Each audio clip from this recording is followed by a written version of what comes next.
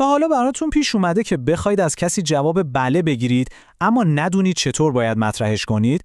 چی میشه اگه بهتون بگم یه راهی هست که قبل از اینکه اصلاً سوالتون رو بپرسید ذهن طرف مقابل رو برای بله گفتن آماده کنید؟ امروز میخوایم در مورد یه مفهوم فوق‌العاده جالب صحبت کنیم به اسم پیش‌فریبی. یعنی چطور صحنه رو بچینیم تا دیگران پیام ما رو با آغوش باز قبول کنن. خب برای اینکه ببینیم این ایده چقدر ملموس و واقعیه، بذارید یه داستان واقعی از دوستم جی براتون بگم. یه روز جی میره سوپرمارکت تا یه خرید خیلی کوچیک و ساده انجام بده، اما اونجا یه اتفاق جالبی براش میفته. ببینید لیست خریدش خیلی ساده بود. فقط تخم مرغ و نون. همین. برنامه‌اش این بود که 5 دقیقه کارش رو تموم کنه و بیاد بیرون. هم وقتش کم بود، هم نمیخواست پول اضافه خرج کنه. اما به محض اینکه پاشو گذاشت تو فروشگاه همه چیز عوض شد. یهو بوی گرم و فوق‌العاده نون تازه پخته شده خورد به مشامش.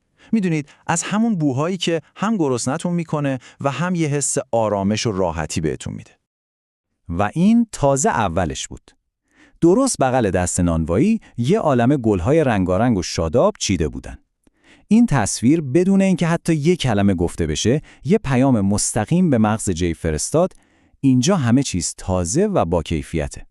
حالا مغز جی که تو این حال و هوای خوب قرار گرفته بود، یه دفعه چشمش به سیب‌های قرمز و براق افتاد. کنارشون هم یه تابلو گذاشته بودن که روش نوشته بود محصول مزرعه محلی برداشت امروز. این دیگه تیر خلاص بود. اعتمادش به فروشگاه کامل جلب شد و پیش خودش گفت اینجا واقعاً به کیفیت اهمیت میده. و نتیجه جی که فقط برای نون و تخم مرغ اومده بود، وقتی به صندوق رسید سبدش پر بود. کوکی، سبزیجات ارگانیک، روغن زیتون گرون، سرکه بالزامیک، حتی یه شم. و نکته شگفت انگیزش اینجاست، هیچ کس، حتی یک فروشنده هم بهش نزدیک نشد تا چیزی رو بهش بفروشه. خب سوال اساسی دقیقاً همینه. چطوری این اتفاق افتاد؟ فروشگاه که مستقیما به جی نگفت برو کوکی بخر. نه، فروشگاه کاری هوشمندانه تر انجام داد. صحنه رو طوری آماده کرد که ذهن جی خودش به این نتیجه برسه که باید این چیزها رو بخره. و جواب این معما توی همون کلمه‌ایه که اول برنامه گفتیم، پیش‌فریبی. این دقیقاً همون کاریه که سوپرمارکت با ذهن جی کرد. یک پیش‌فریبی بی‌نقص. پس پیش‌فریبی یعنی چی؟ خیلی ساده است. یعنی فرایند آماده سازی ذهن مخاطب برای اینکه پیام اصلی شما رو بپذیره، اونم قبل از اینکه پیام رو اصلاً بهش بگید. انگار که دارید ذهن طرف مقابل رو روی حالت پذیرش تنظیم می‌کنید. یه مثال عالی براش اینه، فکر کنید دارید برای مهمونی شام میز میچینید. شمع‌ها رو روشن می‌کنید، بهترین بشقاباتون رو میذارید، یه موسیقی ملایم هم پخش می‌کنید. خب شما هنوز غذا رو نیاوردید، اما فضا رو کاملاً آماده کردید. وقتی غذا میاد همه از قبل حس خوبی دارن و آماده لذت بردنن. پیش‌فریبی دقیقاً همین کار رو با ذهن ما انجام میده. خیلی خوب، حالا بیایید بریم سراغ اولین و شاید مهمترین ابزار پیش‌فریبی، قدرت هدایت توجه. این بخشش واقعاً جالبه. توجه آدم مثل یه چراغ قوه است، یه نورافکن قوی. هر چیزی که نور این چراغ قوه رو روش بندازید، ناخودآگاه در ذهن ما بزرگتر و مهمتر به نظر میرسه. در عوض، هر چیزی که بیرون این دایره نور باشه، انگار اصلا وجود نداره. میخواید ببینید این تکنیک چقدر قدرتمنده؟ فقط کافیه به شبکه‌های خبری نگاه کنید. اول از همه یه گزارش تکان دهنده و ترسناک در مورد سرقت از یه خونه نشون میدن. شما با دیدن این گزارش ناخودآگاه احساس خطر و ناامنی میکنید. درسته؟ و بلافاصله بعدش چی میشه؟ یه گزارش پخش میشه در مورد جدیدترین سیستم‌های امنیتی برای خونه‌ها. حالا که ذهن شما روی ترس و ناامنی متمرکز شده، اون سیستم‌های امنیتی دیگه یک کالای لوکس نیستن، بلکه یه راه حل حیاتی به نظر میرسن. توجه شما دقیقاً به همون سمتی هدایت شده که اونها میخواستن. خب، از هدایت توجه که بگذریم، میرسیم به یه ابزار جادویی دیگه، زمینه و وحدت. مغز ما استاد برقراری ارتباط بین چیزهای مختلفه. یعنی هر چیزی رو با توجه به محیط و زمینه‌ای که توش قرار داره تفسیر میکنه. مثلا توی یه تحقیق خیلی معروف، محققا توی یه فروشگاه یه روز موسیقی فرانسوی پخش کردن و دیدن که فروش شراب‌های فرانسوی سر به فلک کشید.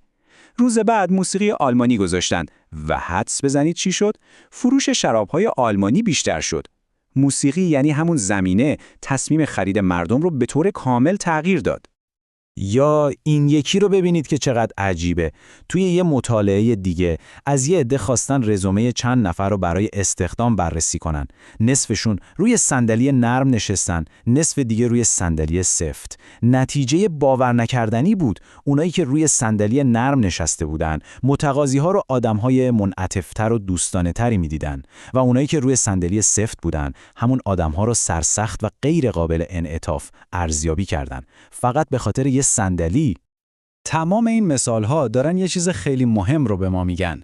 اون لحظه درست قبل از اینکه درخواست اصلیتون رو مطرح کنید، یه لحظه طلاییه. اون لحظه بهترین فرصته تا ذهن مخاطب رو برای گفتن بله آماده کنید.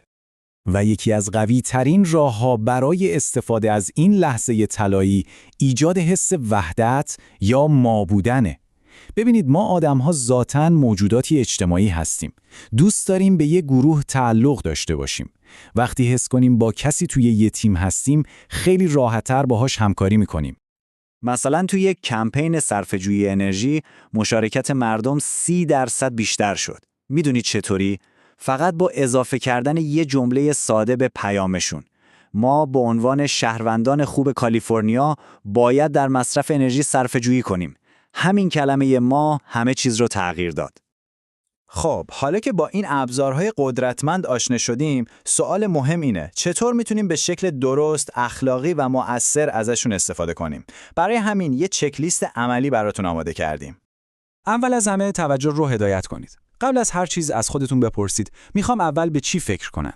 دوم، زمینه رو بسازید. یعنی چه حسی رو میخواید القا کنید؟ آرامش، هیجان، اعتماد؟ سوم، از اون لحظه طلایی قبل از درخواستتون استفاده کنید. با یادآوری یه خاطره خوب یا یه ارزش مشترک ذهن رو آماده کنید.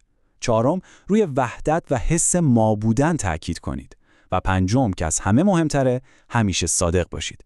این ابزارها باید برای اهداف مثبت و کمک به دیگران استفاده بشن، نه برای فریب دادن. ببینید، پیش فریبی فقط یه تکنیک برای فروشنده‌ها یا سیاستمدارها نیست. این یه مهارت ارتباطیه که تو همه جای زندگی به دردمون میخوره. تو کار، تو خانواده، تو روابطمون. حالا که شما این ابزارها رو میشناسید، این سوال رو از خودتون بپرسید. شما از فردا چطور میخواید صحنه رو برای موفقیت خودتون آماده کنید؟ خیلی ممنونم که تا اینجای کار همراه ما بودید. امیدوارم این نکات براتون مفید بوده باشه. اگه از این تحلیل خوشتون اومد، لطفاً با سابسکرایب کردن کانال، لایک کردن این ویدیو و گذاشتن کامنت از ما حمایت کنید. این کار شما به ما انرژی میده تا محتوای بهتری براتون بسازیم. منتظر تحلیل‌های بعدی ما باشید.